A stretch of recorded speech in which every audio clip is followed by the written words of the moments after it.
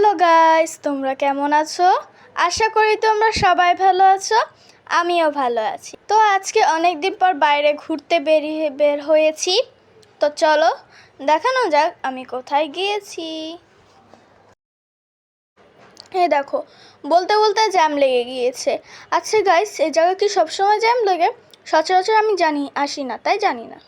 এই দেখো, আমার ভাই তোমাদেরকে হাই দিচ্ছে। বাবা, কি লাইটিং দিছে! এই দেখো, আমরা চলে এসেছি স্টলে। আমরা মূলত আগারগাঁও এসেছি সিমিয়া আপু ও জাকির ভাইয়ের খোঁজে। তো এখানে আমরা তাদেরকে পাইনি, তাই হতাশ হয়ে ঘুরে দেখছি। তাছাড়া আমাদের কোনো কাজ ছিল না। এই দেখো, কত সুন্দর সুন্দর জামা গেঞ্জি সবই আছে বলতে গেলে। অনেক সুন্দর সুন্দর খেলনা। যেটাই দেখছিলাম এই খেলনার আইটেমের ভিতর, আমার শুধু সেটাই নিতে ইচ্ছা করছিল। মনে হচ্ছিল যেন আমি বাচ্চার দুনিয়ায় চলে এসেছি। তো আমরা একটা পিৎজা স্টল দেখতে পাই। ভালোই বেচাকেনা হচ্ছে পিৎজা স্টলে, লোক ভালোই আছে। দেন আমরা দেখি দইয়ের কালারটা বেশ সুন্দর। তো এই দেখো, এখানে হলো মূলত কাজু বাদাম, কাঠবাদাম, চীনা বাদাম, তারপর রসুনের আচার, আদার আচার কি হয় জানি না, বাট প্রত্যেকটা আছে সুন্দর। এই দেখো, এখানে একজন লোক পাঞ্চ করলো বক্স মেশিনে। লজ্জার জন্য ওইদিকে চলে গেছে যদি মানুষ হাসে। তো চলো দেখা যাক উনি কত পেয়েছেন। ওনার স্কোর আসছে মাত্র 391, খুবই ছোট। তো এখানে যে যে স্টল ছিল সেগুলোর নাম হলো কাপড়ের স্টল, খেলনার স্টল, টেডির স্টল, খাবারের স্টল, তাছাড়া নানা ধরনের স্টল এখানে অ্যাভেলেবেল ছিল। তোমরা এসে ঘুরে যেতে পারো, ভালোই লেগেছে আমার স্টলগুলো। তো এই দেখো, স্টলগুলো এতটা পরিমাণে ভালো, মোটামুটি পরিষ্কার ব্যাপারটা অতটা বোঝা যাচ্ছে না, মনে হচ্ছে পরিষ্কার। তো এই দেখো, ওয়াও কি সুন্দর পুতুল আইটেম, অনেকটা পরিমাণে সুন্দর। আর এই পাশে আছে খেলনার আইটেম। এই স্টলটা আমার সব থেকে বেশি বেস্ট লাগছে, আর এটা তো আমার নজরই কাড়িয়ে নিয়েছে। দেখো কি সুন্দর নাগরদোলা, লাইটিং করা, দেখতে বেশ ভালো লাগছে। আমার ভাই যে জিনিসই দেখে সেটা নেওয়ার জন্য কান্না করবে, সাথে সাথে যে জিনিসটা যে রাইট। তো এই দেখো গাইস, এটা আমার সব থেকে বেশি নজর কাড়িয়েছে। এটা হলো নাগরদোলা।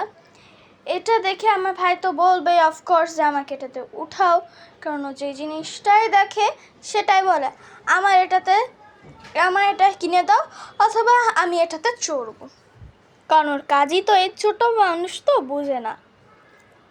তো এখানে একটা হাউস ছিল, হাউসটার নাম কি আমি জানি না, বাট এটা হাওয়া দিয়ে ফুলিয়ে বড় করেছিল। আমি তোমাদেরকে দেখাচ্ছি, ওয়েট কর। এত ভিড় বাবা, বলতে গেলে জনস্রোত, এই জনস্রোতের ভিতর তো দেখানোও লাগে।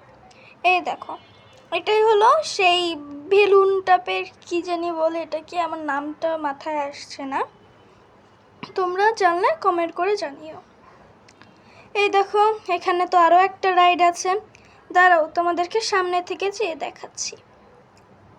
এই দেখো, এটা হলো ড্রাগনের রেল লাইন। দেখলেই তো এইমাত্র একজন সুপার হিরোর মতো লাফ দিয়ে চলে গেল, অনেকটাই সুন্দর। এটা তো গোল গোল ঘুরছে। আমার তো মনে হয় আমি এটাতে উঠলে আমার তো মাথা ঘুরে আসতো, কারণ এটা এতটা পরিমাণে ঘুরতেই আছে, মানে কোনো ঠিক ঠিকানা নাই কোথায় যায় থামবে। তো এই দেখো, উনি আবার লাফ দিয়ে চলে আসলো। এখন এর একটা বন্ধ করে দিবেন, তো আমরা এটাই দেখি। এই দেখো, তোমাদেরকে আমি পুরো পিকচারটা দেখানোর চেষ্টা করছি, আর পারছি না।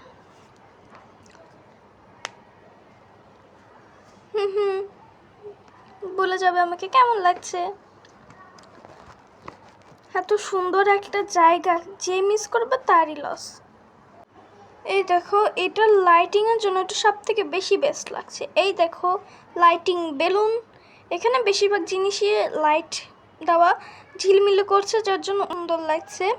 বলতে গেলে যে মনে হচ্ছে যে একটা পার্কে আসছি বা একটা কোনো মেলায় আসছে, যেখানে এতগুলো স্টল, এতগুলো জিনিস বলে বোঝানোর মতো না। বলতে গেলে আমরা যদি ধরা হয় যে আমরা 3 ভাগের 1 ভাগ দেখেছি আর 3 ভাগটা রেখে দিয়েছি, আমরা বেশি দেখতে পারি না। এখন এই 1 ভাগ দেখতে যেয়ে আমাদের প্রায় 2 থেকে 3 ঘন্টার সময় চলে গেছে।